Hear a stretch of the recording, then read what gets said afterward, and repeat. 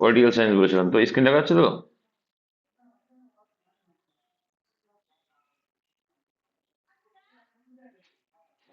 Political science করবো বলেছিলাম, তাই তো? রাষ্ট্রবিজ্ঞান। আচ্ছা, তোমরা জানো যে হচ্ছে রাষ্ট্র কি? জানো তো? আমাদের রাষ্ট্রটা কি প্রকৃতি? একনায়কতন্ত্র রাষ্ট্র হয়, প্রজাতন্ত্র হয়, আর কি হয়? গণতান্ত্রিক রাষ্ট্র হয়। আচ্ছা, এই গণতন্ত্র প্রজাতন্ত্র দুটোই আমাদের রাজ্যে দেখা যায়। মানে এখানে কিন্তু মিশ্রণ দেখা যায়। কারণ একটা জিনিস মাথায় রাখবে, একদিক দিয়ে সরকারকে আমরা শাসন করি, আর সরকার আবার আমাদের শাসন কি করে। এইবার দেখো, সরকারকে নির্বাচন করি কিন্তু আমরা, তাহলে প্রজাতন্ত্র চলে আসছে। আচ্ছা, ভারত স্বাধীন হলো, তাই তো?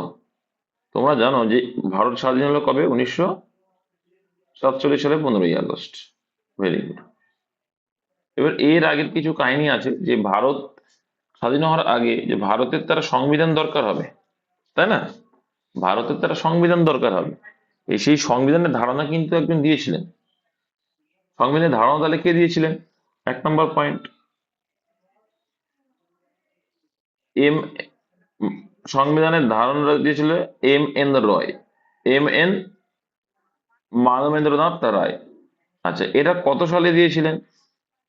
1934, 1934 সালে।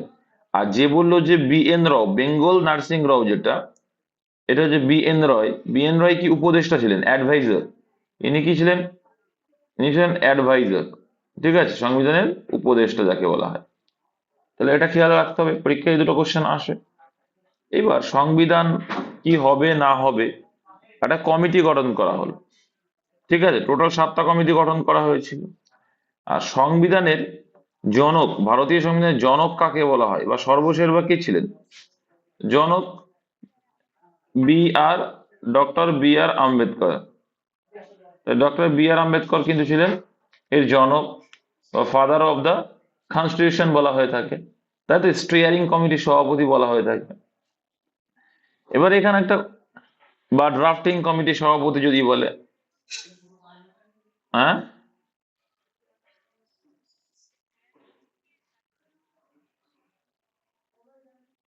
স্টিয়ারিং কমিটি রাজেন্দ্র দেখে নিই। তাহলে ড্রাফটিং কমিটি যদি বলে, সেটাও কিন্তু হয়ে যাবে B R আম্বেদকর। এবার এখানে একটা জিনিস বুঝবে, যে হচ্ছে গণপরিষদ বলে একটা কথা এসেছিল। কেন এসেছিল? কারণ আমাদের যে সংবিধানটা হবে, এই সংবিধানটা কিভাবে পরিচালনা করা হবে, কিভাবে কবে পাবলিশ হবে, বা কি হবে না হবে, এই জন্য কিন্তু গণপরিষদ ছিল গঠন। তো গণপরিষদ গঠন হয়েছিল, প্রথম যে গণপরিষদের বৈঠক হয় কত সালে? 1946-এর প্রথম হলো 9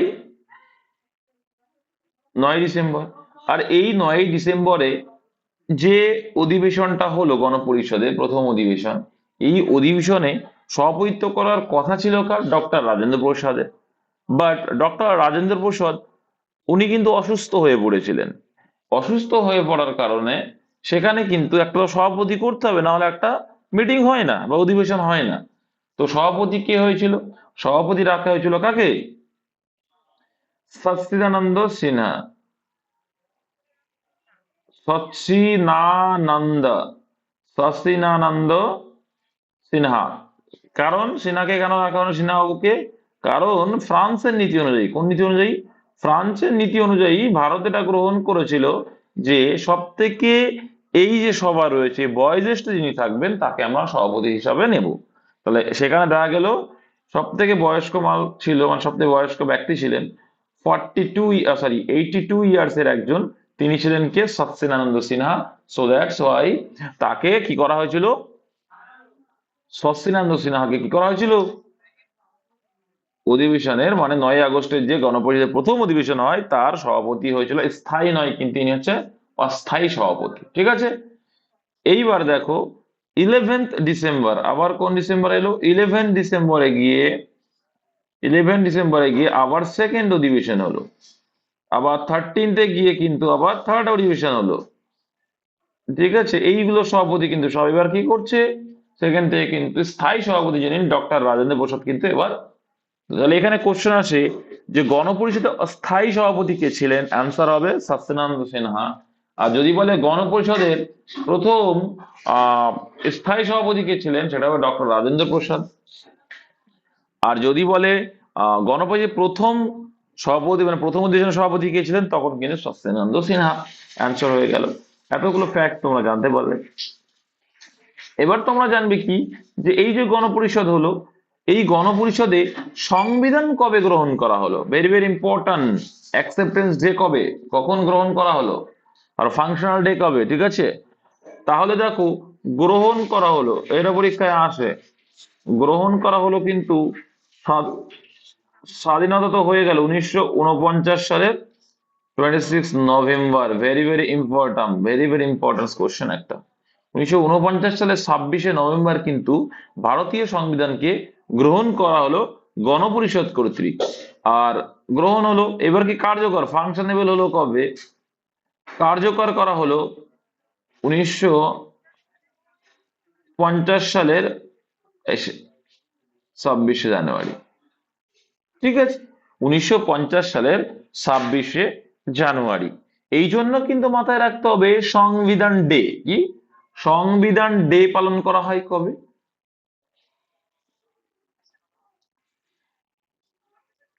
26 নভেম্বরটাকে কিন্তু সংবিধান ডে হিসাবে ঘোষণা করা হয়। ঠিক আছে, আর এই 26 জানুয়ারিটাকে সংবিধান কার্য করা হয়, সেটাকে প্রজাতন্ত্র দিবস হিসাবে পালন করা হয়। আবার 26 জানুয়ারিটা কেন ইম্পর্ট্যান্ট, প্রজাতন্ত্র দিবস হিসেবে পালন করা হয় কেন, কেন কার্যকর করা হলো 1950 সালের 26 জানুয়ারি? তোমাদের কোনো নলেজ আছে? 1930 সালে কি একটা হয়েছিল না?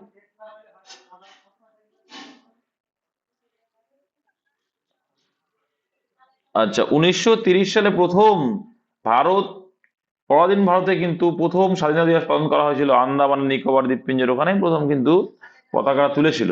26 জানুয়ারি কিন্তু এটা হয়েছিল। ঠিক আছে, সেই 26 জানুয়ারি দিনটাকে স্মরণীয় করে রাখার জন্য, ঠিক আছে, 26 জানুয়ারি দিনটাকে স্মরণীয় করে রাখার জন্য 1950 সালে 26 জানুয়ারি কি করা হলো, সংবিধান কার্যকর করা হলো, এবং সেই দিনটিকে আমরা কি হিসাবে পালন করে থাকি, প্রজাতন্ত্র দিবস।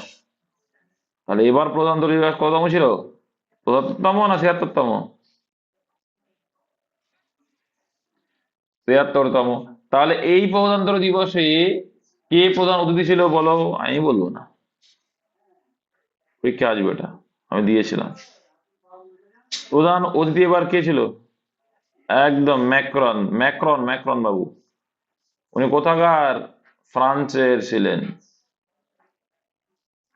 ভেরি ভেরি ইম্পর্টেন্ট এইসব কোশ্চেন গুলো পরীক্ষায় আসে, ঠিক আছে? তাহলে এবার সংবিধান তো হলো, বেশ।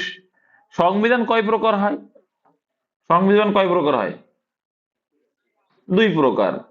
কি কি? 1 নম্বর হচ্ছে রিটেন, লিখিত যেটা, আর এটা কি, মৌখিক, তাই তো, অলিখিত যেটা।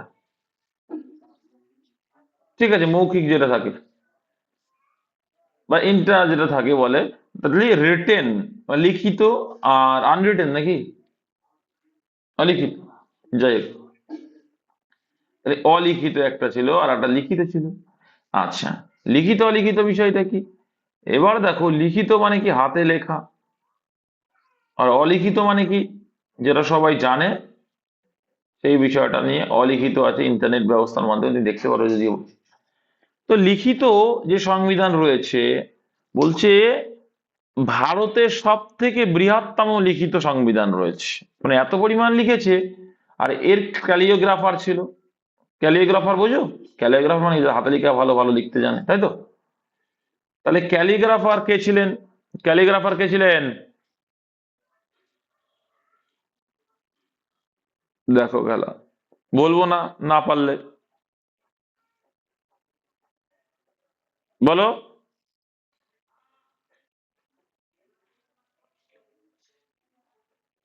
কে ছিল মনে নেই? প্রেম বিহারী মনে নেই?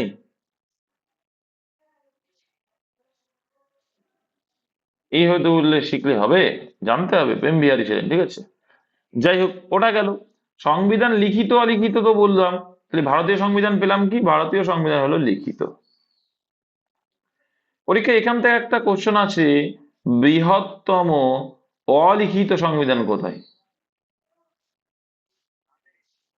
তার গ্রেট ব্রিটেন পরীক্ষায়।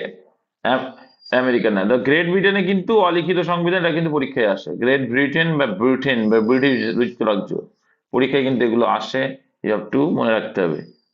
দেখো এবার দেখো, আমরা সংবিধান জানলাম, গ্রহণ হলো কবে, আমাদের সংবিধানটা কেমন দেখলাম। এবার আমাদের এই সংবিধানে প্রিএম্বেল বলে একটা ধারণা এসেছিল। কি এসেছিল? প্রিএম্বেল। আর এক নাম কি বাংলায় যেটা বলে প্রস্তাবনা। আচ্ছা, এই প্রস্তাবনায় কি কি ওয়ার্ড ছিল? প্রবল তিনটি ওয়ার্ড কি ছিল? কি বলো? সোশ্যালিস্ট, সোশ্যালিস্ট, আর কি ছিল? সভারিজেন, আর আচ্ছা, তার মানে কি বলতে চাইছে এখানে? তিনটে কথা ছিল। একটা ছিল কি? সার্বভৌমত্ব। দ্বিতীয়, বলো, সমাজতন্ত্রে, আর একটা, হ্যাঁ, ধর্মনিরপেক্ষ গণতন্ত্র। ভেরি গুড, সেকুলারি যেটা বলে, ঠিক আছে। তাহলে এই তিনটে কিন্তু অযুক্ত ছিল প্রস্তাবনা। আর এই যে প্রস্তাবনা বা প্রিএমবেলের ধারণা কে দিয়েছিল? কে দিয়েছিল?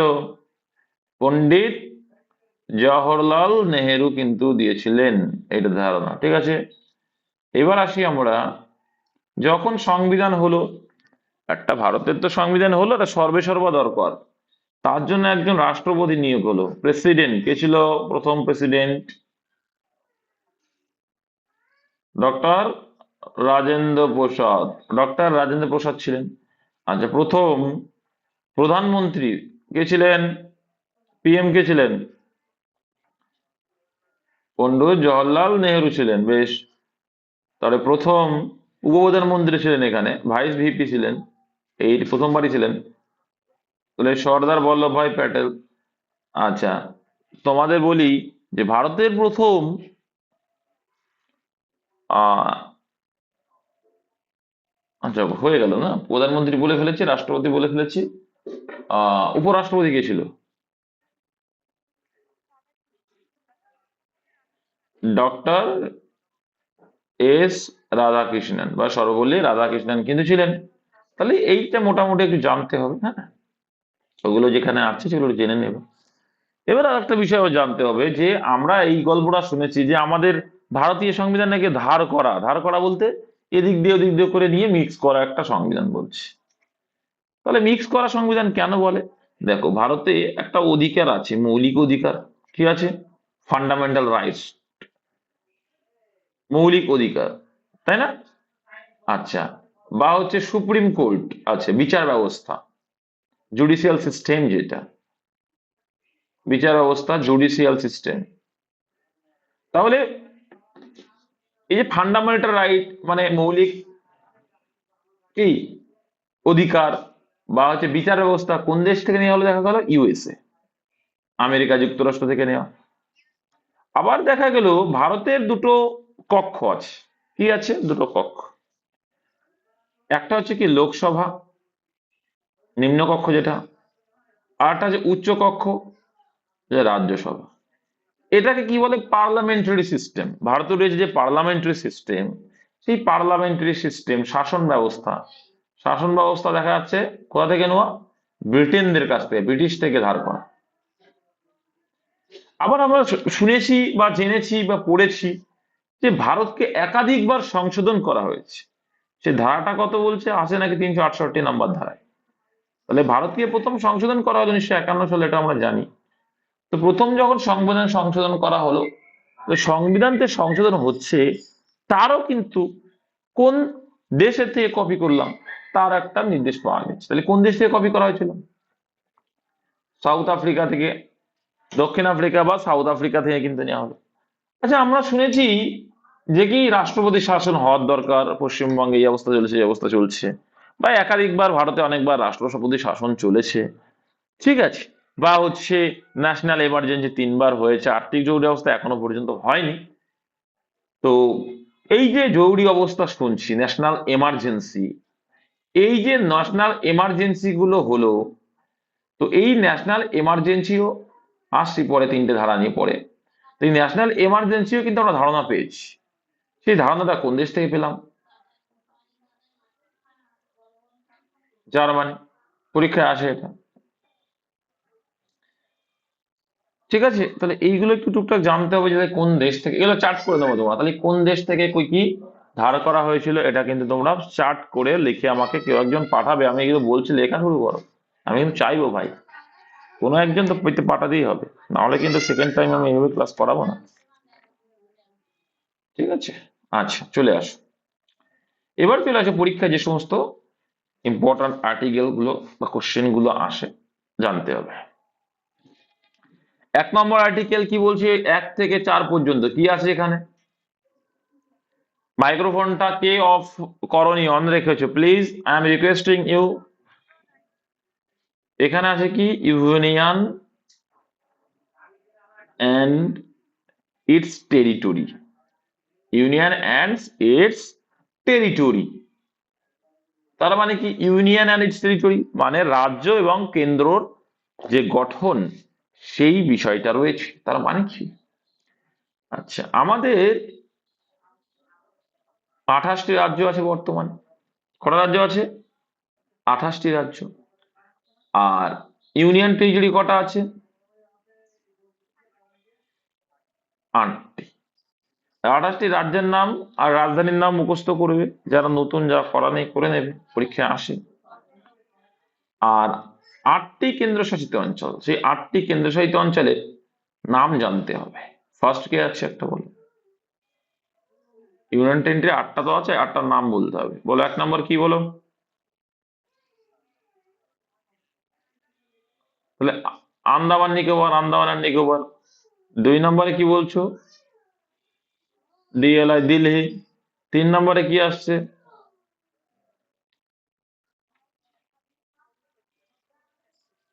পন্ডিচেরি, পুদুচেরি, পন্ডিচেরি না পুদুচেরি। তারপরে 4 নম্বর লাক্ষাদ্বীপ। আচ্ছা, লাক্ষাদ্বীপ থাকলো। তারপরে এটা পুরোটা দমন অ্যান্ড দিউ না, পুরো একসঙ্গে দাদরা নগর হাভেলি দমন অ্যান্ড দিউ একসঙ্গে এখন। কি বললাম? দাদরা নগর হাভেলি দমন অ্যান্ড দিউ একসঙ্গে। 6 নম্বরে বলো।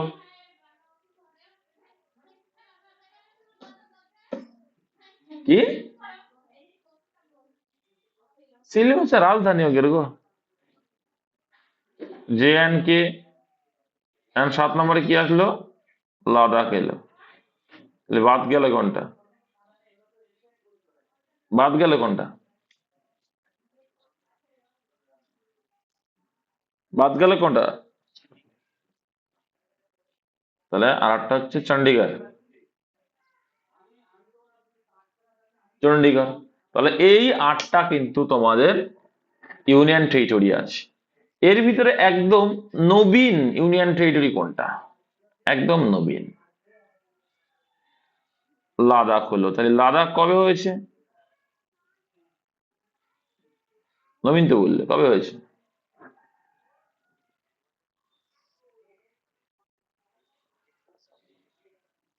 আচ্ছা, জম্মু কাশ্মীর হয়েছিল কবে?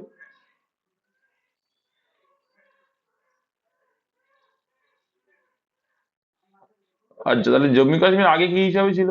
আমাদের তো স্টেট হিসেবে ছিল। তাহলে লাদাখ তার আগে হয়ে গেল, 2019 সালে হয়েছে। কিন্তু 2019-এর 31শে অক্টোবর কিন্তু কাশ্মীর হয়েছিল, এটা ইম্পর্টেন্ট কোশ্চেন। যাই হোক, রাজ্যের তকমা পেলো আগে, যেটা এখানে আর একটা কোশ্চেন আছে যে 31শে অক্টোবর 2019 সালে কি করা হলো, যে এর যে 370 নম্বর ধারা একটা ছিল, তাই তো? 370 নম্বর ধারা ছিল জম্মু কাশ্মীরের জন্য, সেটা কিন্তু খর্ব হয়েছিল। তাহলে এই আসলো একটা সুন্দর একটা পার্ট, পরীক্ষায় আসে। তো ইউনিয়ন আর ইটস টেরিটরি বা রাজ্য এবং কেন্দ্র যে গঠন, সেই বিষয়ে উল্লেখ পেলাম কোথায় আমরা? 1 থেকে আর্টিকেল 4-এর মধ্যে কিন্তু আমরা পাচ্ছি। এবার আর্টিকেল 5 থেকে 11। আর্টিকেল 5 থেকে 11, সংবিধানের ধারা 5 থেকে 11। তাহলে এখানে কি রয়েছে? সিটিজেনশিপ। তোমাদের কাছে আমি জিজ্ঞাসা করবো, অ্যান্সার না পারলে খাতায় লিখি, মনে করো আব্দুল্লাহ জানে না। এখানে কি নাগরিকত্ব। আচ্ছা, নাগরিকত্ব বিল প্রথম পাস হয় কত সালে? 1955 সালে কিন্তু প্রথম নাগরিকত্ব বিল পাস হয়। এনআরসি প্রথম চালু হয়েছিল কোন রাজ্যে? আসাম। এটা কিন্তু মনে রাখতে হবে। তারপরে দেখো নাগরিকত্ব গেল। আর্টিকেলস ভেরি ভেরি ইম্পর্টেন্ট, 12 থেকে 35 খুব ইম্পর্টেন্ট কিন্তু এটা, প্রত্যেকটা আর্টিকেল মুখস্থ রাখতে হবে ক্ষেত্রে। এখানে কি রয়েছে? Fundamental rights. তোমাকে এই ধারাগুলো ফুললি মুখস্থ রাখতে হবে, এই ধারাগুলো ফুললি মুখস্থ রাখতে হবে যে কোথায় কি আছে না আছে। কোনগুলো মুখস্থ রাখবে ইম্পর্টেন্ট দেখো। এই মৌলিক অধিকারটাকে আবার কটা ভাগে ভাগ করা হচ্ছে? 7টি ভাগে। কি কি ভাগে? না 7টি, 6টি ভাগে ভাগ করা। আগে 7টা ছিল, এখন কটা? দেখো আগে প্রথম যখন সংবিধান প্রণয়ন করা হলো, তখন সংবিধানের অধিকারকে কটা ভাগে ভাগ করা হয়েছিল? 7টি ভাগে ভাগ করা হয়েছিল। এখন বর্তমানে কটা হয়েছে? 6টা হয়েছে। এর রিজন কি আছে? রিজন কি আছে? সেই সম্পদের অধিকারটা বাদ দিল। কবে বাদ দেওয়া হলো?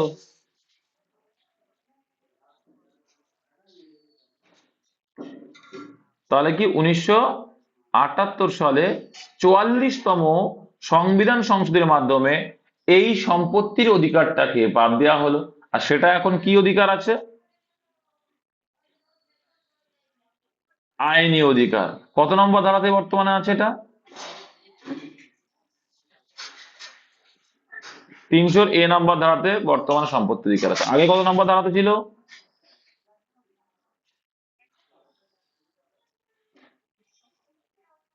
ঠিক আছে, 31-এ ছিল। নেক্সট দেখে নেব।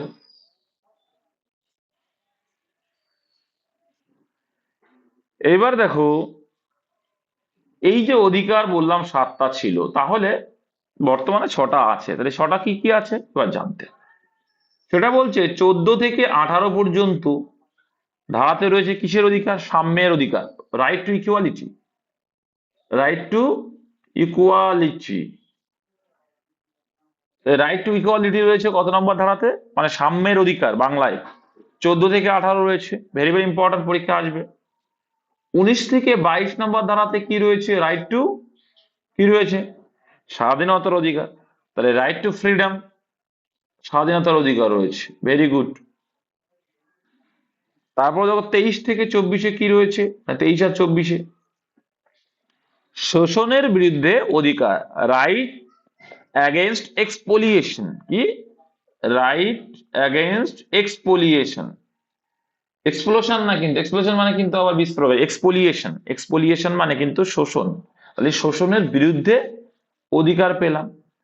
এবার 25 থেকে 28 কি রয়েছে এখানে? এখানে রয়েছে ধর্মীয় স্বাধীনতার অধিকার, right two religious freedom. Right two religious freedom রয়েছে কোথায়? সেটা রয়েছে ধর্মীয় স্বাধীনতার অধিকার, যেটা 25 থেকে 28। আর 29-30-এ কি আছে? 29-30-এ আছে কি? 29 থেকে 30 শিক্ষা ও সংস্কৃতির অধিকার। তাহলে right two culture and educational rights. আচ্ছা, কেন রয়েছে কালচার অ্যান্ড এডুকেশনাল রাইটস? এই রইল। এইবার চলে আসো 32 নম্বর ধারাতে একটা কি রয়েছে? এটা সাংবিধানিক প্রতিবিধানের অধিকার। তাই right two constitutional remedies. Right two constitutional remedies এর কথা 32 নম্বর ধারাতে বলা হয়েছে। আর এই 32 নম্বর ধারাকে কি বলা হয়? সংবিধানের আত্মা বলা হয় থাকে। সোল অফ কনস্টিটিউশন হচ্ছে 32 নম্বর আর্টিকেলস। এটা বোঝা গেল। এবার তোমাকে এলাবোরেটলি কিছু কিছু পয়েন্ট তোমাকে জানতে হবে। যেমন 14 নম্বর ধারা। কারণ 14 নম্বর ধারায় কি আছে, কেন জানতে হবে বল?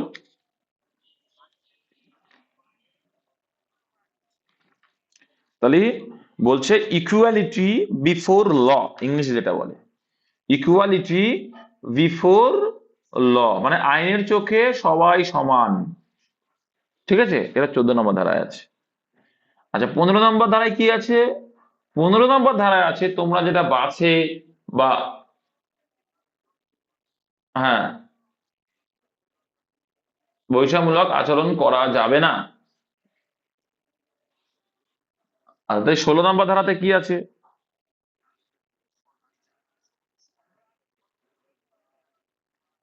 এই সরকারি চাকরির ক্ষেত্রে সমান অধিকার থাকবে প্রত্যেকের। আর 17 নম্বর ধারাতে কি আছে? আনটাচএবিলিটি, অস্পৃশ্যতা দূরীকরণ। এই অস্পৃশ্যতা দূরীকরণ বা আনটাচএবিলিটি নির্দিষ্ট কোনো সংজ্ঞা কিন্তু সংবিধানে দেওয়া নেই, এটাও কিন্তু মাথায় রেখো। তো অস্পৃশ্যতা দূরীকরণ বা আনটাচএবিলিটি যেটা বলে সেটা 17 নম্বর ধারাতে রয়েছে। তারপরে হচ্ছে অস্পৃশ্যতা মানে যে সমাজে এরকম থাকবে না, ভেদাভেদ নীতি বা অন্য কিছু, এরকম একটা বিষয় হতে পারে অস্পৃশ্যতা। তো 18 নম্বর ধারাতে কি আছে? অ্যাবলিশন অফ, কি বললে? Abolition of titles, abolition of titles. তার মানে কি বলছে? উপাধি বর্জন করতে হবে, মানে কি অ্যাবলিশন করতে হবে। কারণ এই অর্থ হচ্ছে এটাই যে রবীন্দ্রনাথ ঠাকুর বিশ্বকবি ছিল বলে রবীন্দ্রনাথ ঠাকুরের ছেলে হলে সে বিশ্বকবি হতে পারে না। কাজী নজরুল ইসলাম কি ছিলেন? বিদ্রোহী কবি। সেই বিদ্রোহী কবি কিন্তু আর কেউ হতে পারবে না, মানে তার বংশে আর কেউ হতে পারবে না, এটাই হচ্ছে কথা। মানে সে টাইটেল পেয়েছে, তুমি পাওনি, তার মানে টাইটেল নিয়ে তুমি কিন্তু বড়াই করতে পারবে না, অ্যাবলিশন হবে এটা। এটা আছে 18 নম্বর ধারাতে। তাহলে এটা গেল সাম্যের অধিকার। এইবার আসবো কিসে? এইবার আসবো যে 19 নম্বর ধারাতে, স্বাধীনতার অধিকার। 19 নম্বর ধারাতে কি বলছে?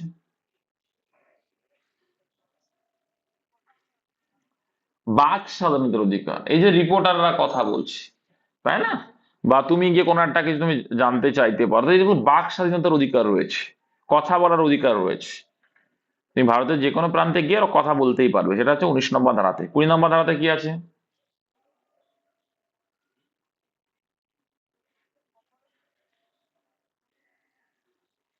বলো বলো। হচ্ছে হচ্ছে, ঠিক বলছো।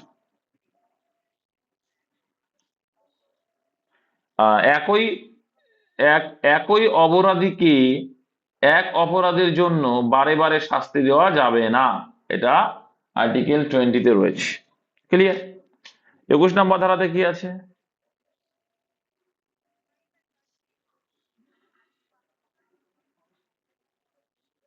কি বলো? লাইফ এন্ড, একদম, পার্সোনাল লিবার্টি। তাহলে ব্যক্তিগত স্বাধীনতা বা জীবন, জমি ব্যক্তিগত জীবন ধারণ যে কোনো জায়গায় গিয়ে করতে পারে। 21 নম্বর ধারাতে বলছি তুমি ভারতের যে কোনো প্রান্তে গিয়ে নিজের পার্সোনাল লাইফ তুমি কি করতে, লিড করতে পারবে ভারতের যে কোনো প্রান্তে, এই অধিকারটা তোমার দেওয়া হচ্ছে। বেশ। 22 নম্বর ধারাতে কি আছে?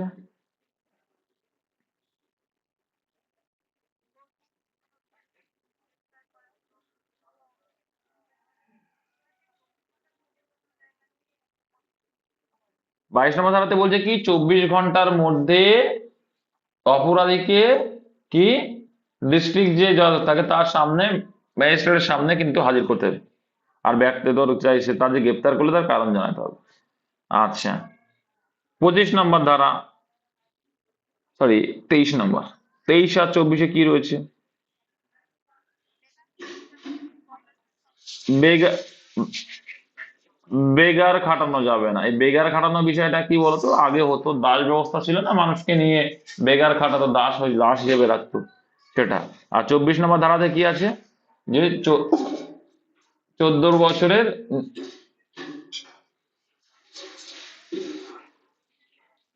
14 বছর বয়সের শিশুকে কি করা যাবে না, বিপজ্জনক জায়গা বা খনি গর্ভে টর্ভে কাজ করানো, সেটা অপরাধ বা কাজ করানো যাবে না। আচ্ছা, 25 আর 25 নম্বর ধারায় কি আছে? শোষণের বিরুদ্ধে তো গেল এবার। ব্যাস, এটাই মনে রাখবে। 25 থেকে 28 কি ধর্মীয় স্বাধীনতা অধিকার, এটাই পরীক্ষা আছে, আর তেমন কিছু আসে না। শিক্ষা সংস্কৃতি গেল। 32 নম্বর ধারাটা কি জন্য বললাম? সংবিধান প্রতিবেদনের অধিকার। আর 32 নম্বর ধারাটাই কিন্তু খুব ইম্পর্টেন্ট একটা ধারা। আহ তারপরে দেখো, এবার আসবো কি 36 থেকে 51, এটা ইম্পর্টেন্ট আসে পরীক্ষায়, 36 থেকে 51 নম্বর ধারা। 36 থেকে 51 নম্বর ধারায় কি আছে? ডিপিএসপি বা নির্দেশমূলক নীতি। নির্দেশমূলক নীতি কিন্তু রয়েছে, এরা কোথায়?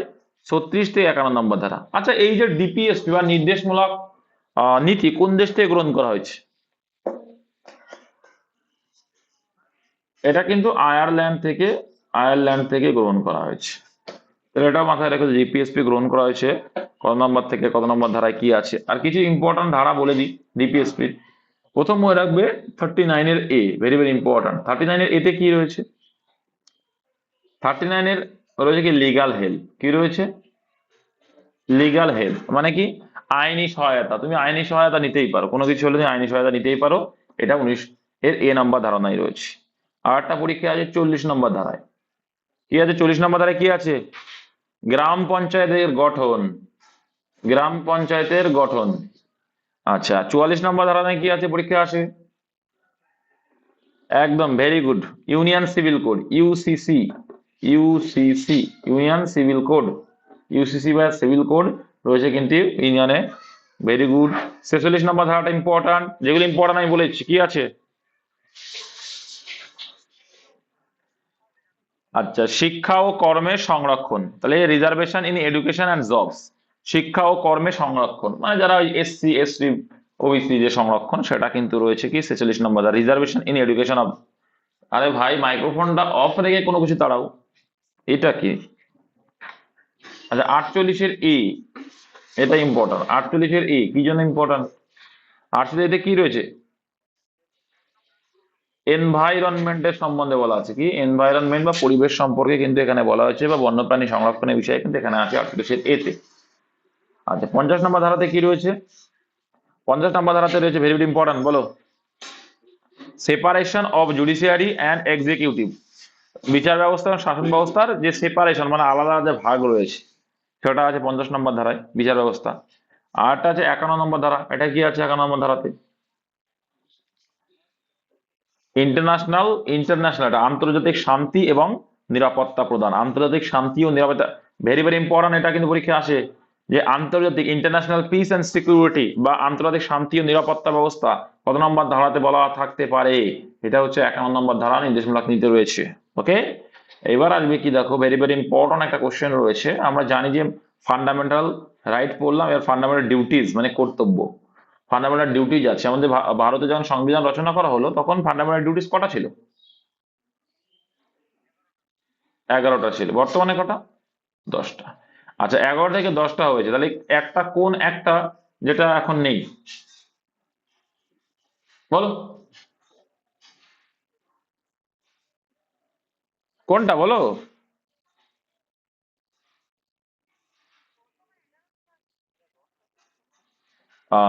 এটাই হচ্ছে কথা। তাহলে উল্টো হলো, আগে ছিল 10টা ছিল, এখন হয়েছে 11টা। এটা হচ্ছে কারেক্ট। তাহলে আগে 10টা ছিল, বর্তমানে 11টা। একদম সঠিক। তাহলে কত হলো এটা? আচ্ছা, ফান্ডামেন্টাল ডিউটিস 1976 সালে 42 সংশোধন সালে হয়েছে বলছে, যাই হোক ওটা আসছে না। তাহলে ফান্ডামেন্টাল যে ডিউটিস মৌলিক কর্তব্য বর্তমানে আছে কিন্তু 11টা। 1986 সালে কি করা হয়েছিল? শিক্ষার অধিকারটাই কিন্তু, হ্যাঁ, যে শিক্ষার একটা ব্যবস্থা থাকবে, এটা মানে ব্যবস্থা করতে প্রত্যেক গার্জিয়ানকে কি করতে হবে? ব্যবস্থা করতে হবে। এটা হচ্ছে কিসে পড়ছে? এটা কিন্তু মৌলিক কর্তব্যের মধ্যে পড়ছে। ঠিক আছে। আর যে এটা 2002 সালে এটা হয়েছিল, মৌলিক কর্তব্যের বিষয়টা 2002 সালে হয়েছিল। এটা কি প্রত্যেক গার্জিয়ানকে কি করতে হবে? প্রাথমিক শিক্ষার ব্যবস্থা করতে হবে শিশুদের। 86 নয়,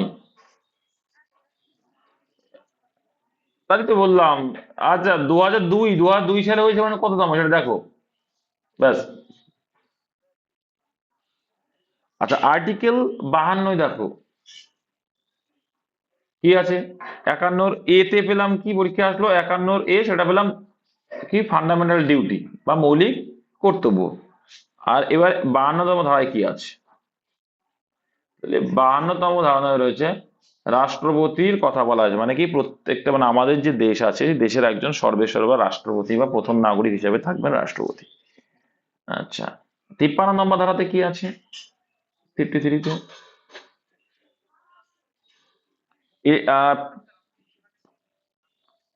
রাষ্ট্রপতির ক্ষমতা বা কার্যাবলী, ফাংশন অফ প্রেসিডেন্ট, ক্ষমতা ও কার্যাবলী কোথায় রয়েছে? 53 নম্বর ধারাতেই রয়েছে। 54 নম্বর ধারাটা ইম্পর্টেন্ট, এটা পরীক্ষা আসে অনেকবার, এসছেও। 54 নম্বর ধারণা হচ্ছে election of president. Election of president, যে প্রেসিডেন্ট কিভাবে নির্বাচিত হবে সেটা। আর এই যে নির্বাচনে একটা কথা আছে, প্রেসিডেন্ট নির্বাচিত কিভাবে হন? একক হস্তান্তরযোগ্য ভোটের মাধ্যমে, এটা মুখস্থ রাখবে। আচ্ছা, তাহলে ভোটের সিস্টেম কি? একক হস্তান্তরযোগ্য ভোট। 58 নম্বর ধারাটা ইম্পর্টেন্ট কেন, কি আছে 58 নম্বর ধারাতে? কি রয়েছে? যোগ্যতা, তাই তো, এলিজিবিলিটি। এলিজিবিলিটি থাকতে হবে, যে কি কি এলিজিবিলিটি থাকে তুমি রাষ্ট্রপতি হতে পারবে। আর important, very very important question, অনেকবার এসেছে, তোমরা জানো এটা ভাইরাল কোশ্চেন একটা। 61 নম্বর ধারা, ইমপিচমেন্ট, রাষ্ট্রপতির ইমপিচমেন্ট। ইমপিচমেন্ট বা অপসারণ, যদিও বা এখনো পর্যন্ত রকম সিচুয়েশন হয়নি যে ভারতের রাষ্ট্রপতি অপসারণ হয়েছে। ঠিক আছে, তাহলে আমরা একটা পয়েন্ট পেলাম কি, যে রাষ্ট্রপতির যে বিষয়টা রয়েছে সেই ধারাটা পেলাম কত? 52 নম্বর ধারাতে পেলাম। ঠিক আছে, আর নিয়োগ বা নির্বাচনের বিষয়টা 54 নম্বর ধারাতে পেলাম, তাই তো। আচ্ছা, রাষ্ট্রপতিকে আমি যদি বলি শপথ বাক্য কে পাঠ করান? ওথ টেক কে করান? ওথ টেক কে করান? ওথ করান কে? সিজেআই। সিজেআই মানে কি? সুপ্রিম কোর্টের প্রধান বিচারপতি, চিফ জাস্টিস, তাই তো, অফ ইন্ডিয়া। তাহলে প্রধান বিচারপতি, বা যদি ইনি না থাকেন বয়োজ্যেষ্ঠ বিচারপতি। তারপরে দেখুন রয়েছে অধ্যাদেশ। রাষ্ট্রপতি অধ্যাদেশ জারি করে কত নম্বর ধারায়? অর্ডিন্যান্স, অর্ডিন্যান্স জারি করে, যেটা 123 নম্বর ধারা বলে। 123 নম্বর ধারা বলে অধ্যাদেশ বা অর্ডিন্যান্স জারি করে। ঠিক আছে, আর রাষ্ট্রপতি ক্ষমতা প্রদান করা হয় কত নম্বর ধারা অনুযায়ী? ক্ষমতা প্রদান, ক্ষমতা ও কার্যাবলীতে পেলে। আর 72 নম্বর ধারায় কি কি বলছে? রাষ্ট্রপতির ক্ষমতা প্রদান করা হয়েছে, ক্ষমতা প্রদান করা হয়েছে। এবার দেখো, এটা তো গেল একটা দেশের প্রেসিডেন্ট থাকে, আর একটা রাজ্যেও সেম একটা কি থাকবে? রাজ্যপাল। তার ধারা আছে কত? রাজ্যপালের ধারা 153। আর আর নিয়োগ কত আছে? 156। দেখো একটা, আচ্ছা 156 রয়েছে। আর একেও কিন্তু প্রধান বিচারপতি বা বয়োজ্যেষ্ঠ বিচারপতি কিন্তু কি করবে? শপথ বাক্য পাঠ করবে। অধ্যাদেশ জারি করে নিও 213 নম্বর ধারা অনুসারে, রাজ্যপাল অধ্যাদেশ জারি করবে 213 নম্বর ধারা অনুসারে। আর রাজ্যপালের ক্ষমতা রয়েছে 161 নম্বর ধারা, ভেরি ভেরি ইম্পর্টেন্ট, বলে দিলাম। লিখে নিয়েছো না নিয়েছো বলাই যাও, কোনো ব্যাপার না। এবার দেখো, আমরা জানি যে একটা পার্লামেন্ট আছে আমাদের দেশে, পার্লামেন্টের দুটো ভাগ আছে, আছে কি না? আছে, আছে তো, কথা কয় না এরা। তাহলে সেই যে এই যে পার্লামেন্ট আছে, সেই পার্লামেন্ট দুটো ভাগ। একটা ভাগ কি? লোকসভা, উচ্চকক্ষ নিম্নকক্ষ। একটা নিম্নকক্ষ লোকসভা। আচ্ছা, লোকসভার মেম্বার হতে গেলে বয়স কত হতে হবে? নিম্নপক্ষে 25 বছর। আচ্ছা, লোকসভার মেয়াদ কত? টেনিয়র কত? 5 ইয়ার। আচ্ছা, তোমাদের একটা কথা বলি, কে বাবা একটু মাইক্রোফোনটা অফ করো। তাও দেখো, লোকসভার মেম্বার হতে গেলে 25 বছর বয়স হতে হবে। টেনিয়র কত বছর? 5 বছরের হতে হবে। আর এই লোকসভাকে কি বলা হয়? অস্থায়ী কক্ষ। আর ওর অপোজিটে যদি দেখি, রাজ্যসভা আছে। রাজ্যসভার কি সদস্যদের কত বছর বয়স হতে হবে? 30 ইয়ার্স, 30 বছর হতে হয়। রাজ্যসভার সদস্য হতে গেলে নিম্নপক্ষে তোমার বয়স হতে হবে 30 বছর বেশ। আচ্ছা, রাজ্যসভাকে বলা হয় স্থায়ী কক্ষ, কারণ প্রত্যেক বছর অন করে হয়, মানে ওখানে থাকতেই থাকে। আর রাজ্যসভার টেনিয়র কত? 6 বছরের পরে কিন্তু এরা পদত্যাগ বা করে।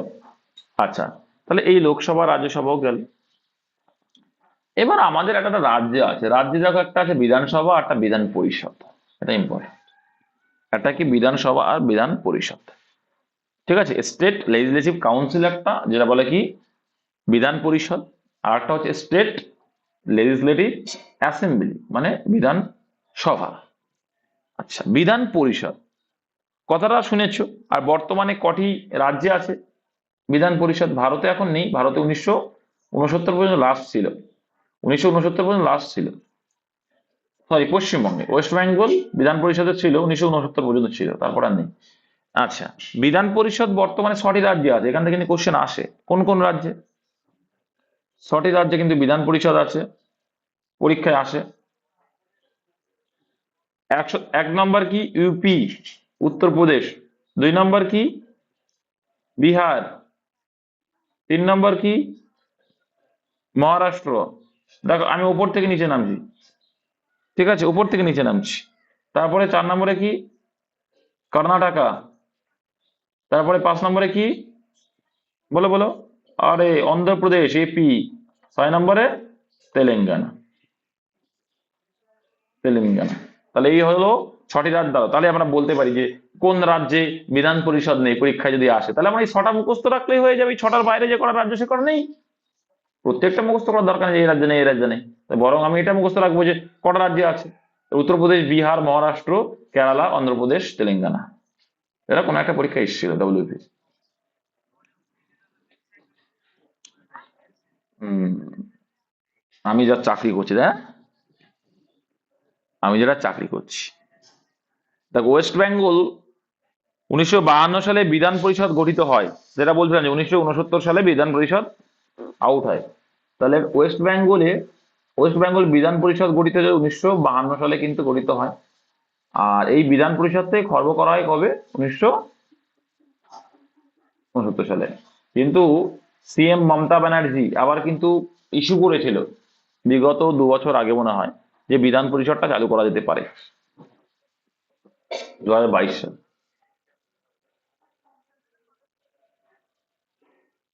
এ বাবা, কি যন্ত্রণা! আবার সকালবেলাতেই ডিস্টার্ব দিবে নাকি?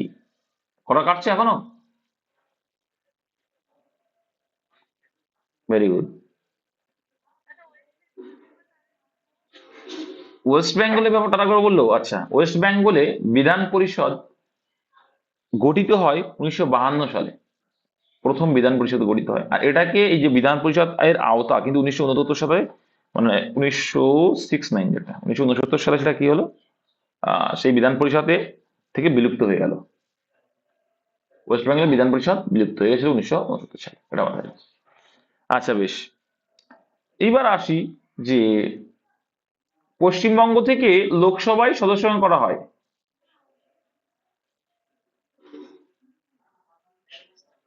42টা আসন রয়েছে পশ্চিমবঙ্গ থেকে লোকসভার সদস্য। আর পশ্চিমবঙ্গ থেকে রাজ্যসভার সদস্য কটা আছে? 16টি আছে। এগুলো মুখস্থ রাখবে, ঠিক আছে। আর পশ্চিমবঙ্গে বিধানসভা কটা আছে?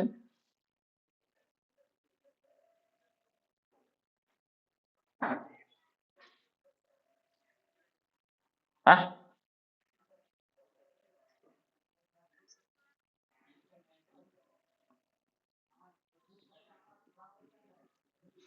পশ্চিমবঙ্গে বিধানসভা করা আছে? হ্যাঁ, কি বলছো ভাই তুমি? 294, আমি যত জানতাম। তাও তোমরা দেখে নিও। আমার জানা আমার 294, এবার তোমরা দেখে নিও। আচ্ছা ঠিক আছে। এবার দেখো সেন্টার আর স্টেটের কথা যদি বলি, দেখো শক্তির দিক দিয়ে, ক্ষমতার দিক দিয়ে, শাসনের দিক দিয়ে স্টেটের প্রধান কে থাকে আর সেন্ট্রালের প্রধান থাকে কে? পিএম। আর এদিকে সিএম। এটা আমরা জানি। পিএম এর ধারা কত যে পিএম সম্পর্কে বলা আছে, মানে প্রধানমন্ত্রী সম্পর্কে? 74। আওয়াজ কাটছে নাকি, শোনা যাচ্ছে না নাকি?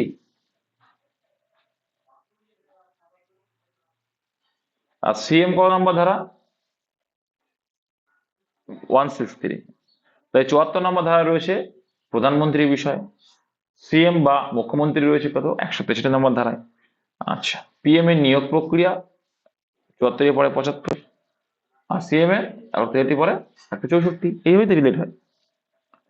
কর্তব্য, যে পিএম এর যে কর্তব্য, কি কাজ করা দরকার, সেটা হচ্ছে 78 নম্বর ধারা 78, আর এখানে 167। ঠিক আছে, এগুলো একটু মুখস্থ রাখবে। দেখো 5-3-8, 4-3-7, দেখেছো প্রত্যেকটা গ্যাপ সেম। 74 পরে 75, তারপরে 3 গ্যাপ দিলেই ওদের কর্তব্য চলে আসছে, এখানেও 3 গ্যাপ দিলে কর্তব্য চলে আসছে।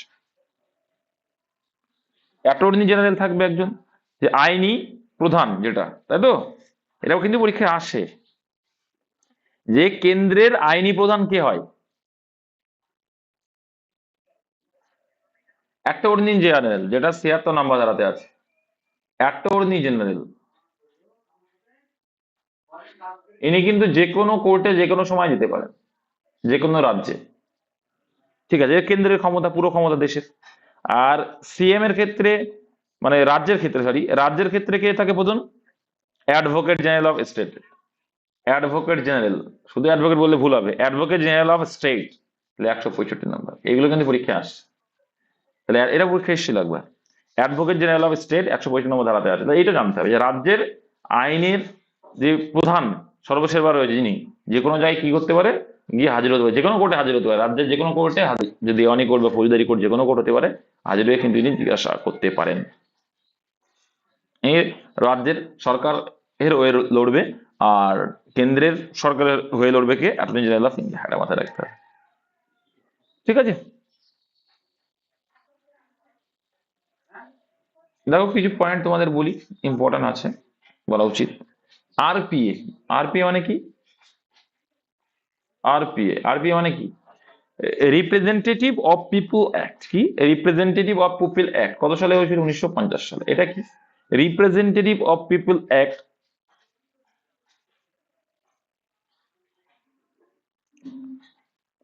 শোনা যাচ্ছে না?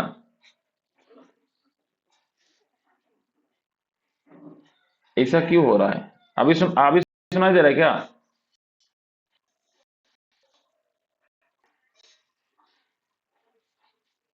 ওকে, এখন শোনা দিলে হচ্ছে।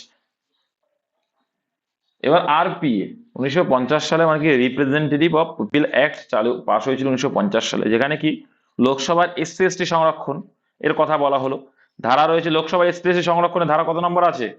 লোকসভার এসটি এসটি, এটা অতটা ডিপলি তোমাদের আসবে না, যা ডব্লিউবিসিএস দেওয়া বা এসআই পরীক্ষা দেওয়া, তাই জন্য ইম্পর্টেন্ট এটা। 330 নম্বর ধারাতে। আচ্ছা, এসসি 84 জন, এসটি 47 জন সিট। ঠিক আছে, এটা মাথায় রেখো। দেখি, লোকসভাতে এসসিরা থাকবে 84টা, আর এসটিরা থাকবে 47টা। এই সংরক্ষণের কথা বলা হয়েছে 330 নম্বর ধারা, যে লোকসভায় থাকবে। আর 331 নম্বর ধারায় বলছে লোকসভার অ্যাংলো ইন্ডিয়ান 2 জনের পদ অপসারণ করা হলো। তাহলে লোকসভার অ্যাংলো ইন্ডিয়ান যে 2 জন ছিল, সেই পদটা অপসারণ করা হয়েছে কত নম্বর ধারা অনুযায়ী? 331। ঠিক আছে। আর 332 নম্বর ধারায় কি বলা হচ্ছে? বিধানসভার রিজার্ভেশন বা সংরক্ষণ সম্পর্কে, বিধানসভা রিজার্ভেশন সম্পর্কে বলা হলো 332 নম্বর ধারায়। আর 333 নম্বর ধারাতে বলা হচ্ছে বিধানসভায় একজন অ্যাংলো ইন্ডিয়ান থাকবে। ঠিক আছে, এগুলো একটু মুখস্থ রাখবে, যারা এসআই দেবে। আচ্ছা, সুপ্রিম কোর্ট আর হাইকোর্ট, রাজ্য স্তরের সর্বোচ্চ কোর্ট যদি বলে হাইকোর্ট বলে। বর্তমানে হাইকোর্টের সঙ্গে কটা আছে রাজ্যে, পুরো দেশে? 25টা হাইকোর্ট আছে, ইম্পর্টেন্ট, পরীক্ষা আসে। আচ্ছা, হাইকোর্ট যখনই বললাম, হাইকোর্ট এর বিষয়টা কত নম্বর ধারাতে রয়েছে? 214 নম্বর ধারায় রয়েছে। আর রিট জারি করে কত নম্বর ধারা অনুযায়ী? 226 ধারাতে কিন্তু রিট জারি করে। ঠিক আছে, মৌলিক অধিকার বা অন্যান্য বিষয়ের ক্ষেত্রে কিন্তু রিট জারি করার ক্ষমতা রয়েছে হাইকোর্টের। আর এবার আছে এসসি, সুপ্রিম কোর্ট। আচ্ছা, হাইকোর্টের প্রধান বিচারপতি কে রয়েছে বর্তমানে? কলকাতা হাইকোর্টের প্রধান বিচারপতি কে রয়েছে?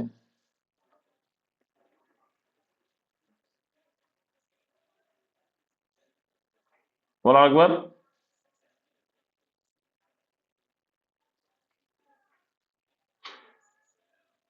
শিবগানাম না, না জানলে কিছু করার নেই আমার, এইসবগুলো যে না জানার পরীক্ষায় কি দেবো। সুপ্রিম কোর্ট, PS শিবগামা, ঠিক আছে। তারপর দেখো সুপ্রিম কোর্ট রয়েছে, সুপ্রিম কোর্টের ধারা রয়েছে, কত নম্বর ধারাতে রয়েছে সুপ্রিম কোর্ট? সুপ্রিম কোর্ট রয়েছে 124 নম্বর ধারাতে। আচ্ছা, রিট জারি করে 32। আর দেখো, হাইকোর্ট হাইকোর্ট কিন্তু মৌলিক ও অন্যান্য বিষয়ে কিন্তু করতে পারে, মৌলিক অধিকার অন্যান্য বিষয়ে রিট জারি করতে পারে, কিন্তু সুপ্রিম কোর্ট কিন্তু একমাত্র কোর্ট শুধুমাত্র কি করে মৌলিক অধিকার বিষয়ে কিন্তু উনি রিট জারি করে। হুম। আর এই সুপ্রিম কোর্ট হচ্ছে final interpreter of our Indian constitution, মানে কি সংবিধানের চূড়ান্ত ব্যাখ্যাকারী কে, সেটা হয়ে যাবে কিন্তু সুপ্রিম কোর্ট, এটা পরীক্ষায় আসে। হুম, এগুলো একটু মুখস্থ রাখবে। সুপ্রিম কোর্টের প্রধান বিচারপতি কে রয়েছে?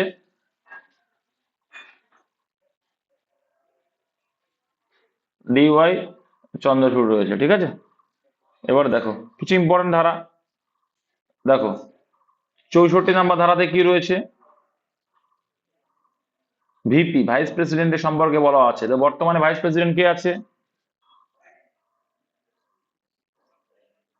জগদীপ ধনকর রয়েছে। আচ্ছা, 108 নম্বর ধারাটা ইম্পর্টেন্ট, কেন ইম্পর্টেন্ট, কি রয়েছে? কি রয়েছে? অধিবেশন, ভেরি গুড। যৌথ অধিবেশনের কথা বলা হয়েছে, যুগ্ম অধিবেশনের কথা 108 নম্বর ধারাতে। 110 নম্বর ধারা ভেরি ইম্পর্টেন্ট, কি আছে এখানে? মানি বিল, অর্থ বিল। আচ্ছা, মানি বিল কোথায় উত্থাপিত হয় একমাত্র? কেন্দ্রীয় অর্থ বিল কি, মানি বিল কোথায়? অর্থ বিল, অর্থ বিল কোথায় মানে একমাত্র হতে পারে? লোকসভায়। আর রাজ্যের ক্ষেত্রে তাহলে বিধানসভা, সিম্পল। লোকসভা। কেন্দ্রীয় অর্থ বিলের কথা বলা আছে, ঠিকই বলেছে। 110 নম্বর ধারা মানি বিল রয়েছে, অর্থ বিল একমাত্র লোকসভায় হতে পারে, কিন্তু অর্থ বিলের চূড়ান্ত সিগনেচার করবে কিন্তু রাষ্ট্রপতি, তারপরে আইনে পরিণত হয়ে যায়। কোনো বিল আইনে পরিণত হওয়ার আগে রাষ্ট্রপতির অবশ্যই অনুমতি দরকার হবে। আচ্ছা, 112 নম্বর ধারাতে কি রয়েছে? অ্যানুয়াল ফাইন্যান্সিয়াল স্টেট, বাজেট বলে কোনো কথা না, অ্যানুয়াল ফাইন্যান্সিয়াল স্টেট স্টেটমেন্ট, যেটাকে আমরা বাজেট বলে ধারণা করি। আচ্ছা, 148 নম্বর ধারাতে কি রয়েছে? CAG, CAG, computer and auditor general, ঠিক আছে। বর্তমানে কে আছেন?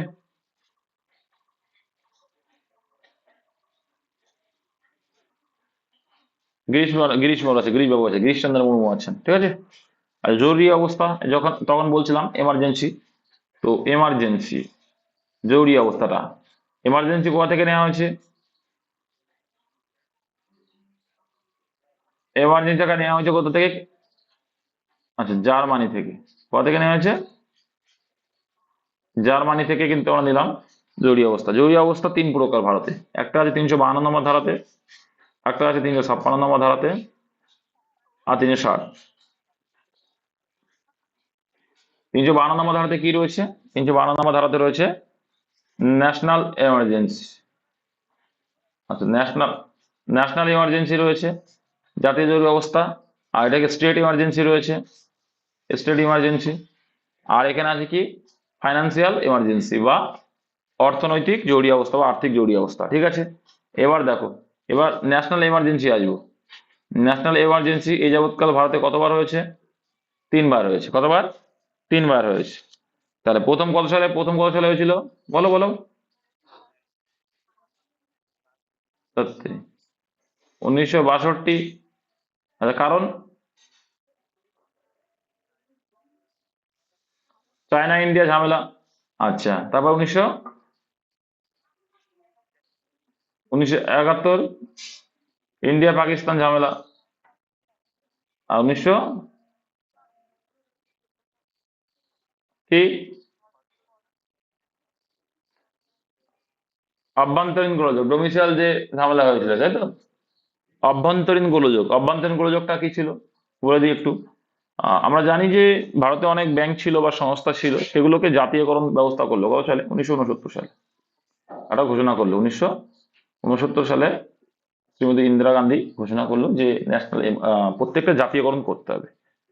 কটা ব্যাংকের জাতীয়করণ হয়েছিল? 14টি ব্যাংকের জাতীয়করণ। এবার এই ব্যাংকগুলো কি করা শুরু করলো? জাতীয়করণ মানে কি, সরকারকে ট্যাক্স দিতে হবে, সরকারের অনুমতি নিয়ে চলতে হবে, সরকারি গাইডলাইন মতো চলতে হবে। যখনই করলো এরা মানুষকে ভড়কানোর চেষ্টা করলো যে সরকার তোমাকে এ করছে ও করছে, যে কিছু কিছু মানুষ এটাকে পূরণ করলে করে একটা গোলযোগ করার চেষ্টা করেছিল, আর সেই গোলযোগকে থামানোর জন্য কিন্তু ন্যাশনাল এমার্জেন্সি করেছিল সেই সময়। এটা তো মাথায় রাখবে, এটা হচ্ছে আভ্যন্তরীণ গোলযোগ। তো ন্যাশনাল এমার্জেন্সি তিনটে পেয়ে গেলে, পরীক্ষা আসে বলে দিলাম। আর রাষ্ট্রপতি শাসন প্রথম কোন রাজ্য হয়েছিল, পরীক্ষা আসে এটা, প্রথম পাঞ্জাবে। আর ওয়েস্ট বেঙ্গলে কবার হয়েছিল, এটা আসে ওয়েস্ট বেঙ্গলে কবার হয়েছিল,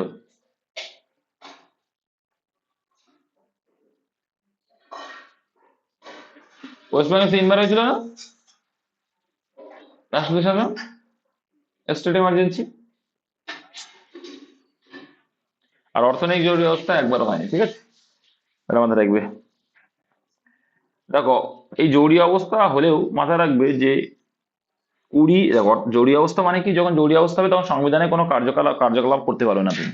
একমাত্র 20, 21 কখনোই বিলম্বিত করা যায় না, ঠিক আছে। 20 আর 21 নম্বর ধারা কি, যে এমার্জেন্সি হোক না কেন ও চালু থাকবে, ঠিক আছে, যে ওটা চলবেই, কিন্তু অন্যান্য যে ধারাগুলো আছে সেগুলো কিন্তু স্টপ হয়ে যায়, কোনো কাজ করতে পারবে না সেই সময় ওই ধারাগুলো অনুযায়ী। কিন্তু 20 আর 21 নম্বর ধারাটা প্রত্যেকবারই বহাল থাকবে, যতই এমার্জেন্সি হোক। আরটা আছে 19 নম্বর ধারা, যেটা জাতীয় জরুরি অবস্থা লাগু হওয়ার সাথে সাথে স্বয়ংক্রিয়ভাবে বিলম্বিত হয়। একমাত্র 19 নম্বর ধারাটাই যে কি, যেটা ন্যাশনাল এমার্জেন্সি হলে সেটা অটোমেটিক্যালি বিলম্বিত হয়ে যায়, 19 নম্বর ধারাটা, ঠিক আছে। আর অন্যান্য ধারাগত অধিকার রাষ্ট্রপতি বিলম্বিত করতে পারে, যে অন্যান্য ধারাগত অধিকার কি করে রাষ্ট্রপতি করতে পারে, ঠিক আছে, যে রাষ্ট্রপতি মনে করে যে এই ধারাটা অফ রাখো, করতে পারে। আচ্ছা, 262 নম্বর ধারায় কি রয়েছে, রিভার ডিসপিউট কি, এগুলো এসআইদের জন্য ইম্পর্টেন্ট, কনস্টেবল এত ডিপলি আসে না। রিভার ডিসপিউট, ডিসপিউট মানে কি, নদী নিয়ে যে বিবাদ, এটা সম্পর্কে 262 নম্বর ধারায় বলা হয়েছে। Finance commission very very important, কত নম্বর ধারা, আচ্ছা, ফাইন্যান্স কমিশনের কথা বলা হয়েছে যে একটা অর্থনৈতিক কমিশন গঠন হবে, তার সর্বসর্বা থাকবে একজন 2 জন নিয়ে কমিটি গঠন হবে, মোট 13 সদস্য থাকবে, সেটা হচ্ছে ফাইন্যান্স কমিশন গঠন হয়েছে। আর তার 324 নম্বর ধারায় কি আছে, এটা ইম্পর্টেন্ট, পরীক্ষা আছে এগুলো। ইলেকশন কমিশনের কথা বলা হয়, তাহলে ইলেকশন, এগুলো তোমরা পড়বে যে ইলেকশন, ওই জায়গায় একটা কনস্টিটিউশনাল বডি আছে, এগুলো পড়ে নেবে, যে নির্বাচন কমিশনের প্রথম, যে এখন বর্তমান নির্বাচন কমিশনার কে আছেন, বা আর 2 জন কে কে আছেন, ঠিক আছে, এদের মেয়াদকাল কত, এইগুলো একটু পড়ে নিতে হয়। আর 326 নম্বর ধারা, আমি ইম্পর্টেন্ট ধারাগুলো বলছি। 326 নম্বর ধারায় কি আছে, ভোটদানের অধিকার, ভোটিং রাইটস, ভোটদানের অধিকার, প্রত্যেকটা নাগরিকের ভোটদানের অধিকার রয়েছে, এটা নম্বর ধারা, কত নম্বর ধারাতে, 326 নম্বর ধারাতে রয়েছে, ঠিক আছে। আর একটা রয়েছে দেখো, 343 না 243, 243-এর কে, 243-এর কে, রাজ্য নির্বাচন কমিশন, স্টেট ইলেকশন, যেটা রাজ্য নির্বাচন কমিশন হবে, স্টেট ইলেকশন কমিশন, ঠিক আছে, যে পৌরসভা নির্বাচনে যেটা হয়, এই রাজ্য নির্বাচন কমিশন রয়েছে 243-এর কে, ঠিক আছে। 338 নম্বর ধারাতে কি রয়েছে, ন্যাশনাল কমিশন ফর এসসি, 338-এ রয়েছে national commission for SC, SC দের যে একটা কমিশন আছে সেটা এসসি তে রয়েছে। তাহলে এসটি কত আছে, 338-এর এ তে আছে, তাহলে ওবিসি কি আছে, বি তে, সিম্পল। তাহলে 338-এ কি পেলাম, এসসি পেলাম, 338-এ এতে কি পেলাম, এসটি পেলাম, 338-এ বি তে কি পেলাম, ওবিসি পেলাম, সিম্পল, ঠিক আছে। আর কেন্দ্রশাসিত অঞ্চলের কথা বলা হয়েছে, যেটা 239 নম্বর ধারা, আমরা ইউনিয়ন টেরিটরি কেন্দ্রশাসিত অঞ্চলের কথা বলছে। আর ধারা ছিল 370 জম্মু কাশ্মীর, 371 নম্বর ধারায় অন্যান্য রাজ্যগুলো আছে। যাই হোক, আমি আসছি না, সব অতটা ইম্পর্টেন্ট না। আর যে আমাদের যে হিন্দি ভাষায় প্রমোট করা হয়, যে হিন্দি ভাষা হবে আমাদের প্রথম রাষ্ট্রপতি ভাষা হবে, সেটা ক নম্বর ধারা, 351 নম্বর ধারা, অতটা ইম্পর্টেন্ট না এগুলো, ঠিক আছে।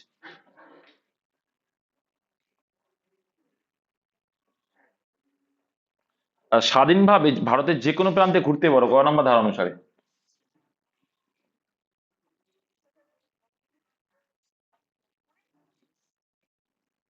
19-এর কি লিখলাম, 19-এর ডি নাম্বার ধারা, 19-এর ডি ধারা অনুযায়ী আমরা ভারতের যে কোনো প্রান্তে ঘুরতে পারি, ঠিক আছে।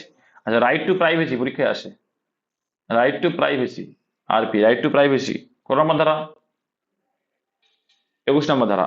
21 নম্বর ধারায় কি বলা হচ্ছে, right two privacy, right two privacy কি আছে, তুমি তোমার বন্ধু একটা মোবাইল তোমার কাছে দিল, একটা ছবি দেখতে দিল, তুমি তাকে না দেখিয়ে প্রত্যেকটা ছবি দেখে নিলে, এটা অন্যায়। এটা হচ্ছে রাইট টু প্রাইভেসির বাইরে চলে যাচ্ছে, এটা কিন্তু অন্যায়।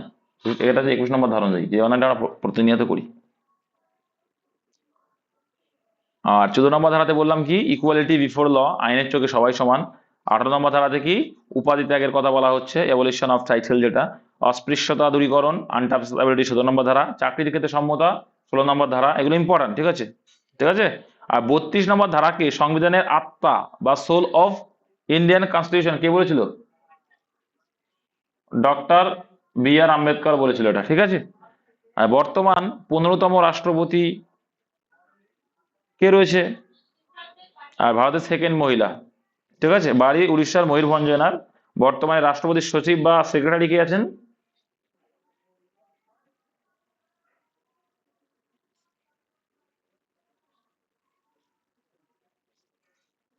রাজেশ বর্মা আছেন, ঠিক আছে।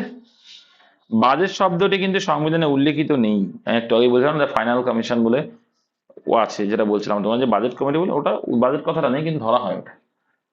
368 নম্বর ধারায় কি আছে? এটা বলেছি এর আগেও, 368 নম্বর ধারাতে সংবিধান সংশোধনের কথা বলা আছে, ঠিক আছে।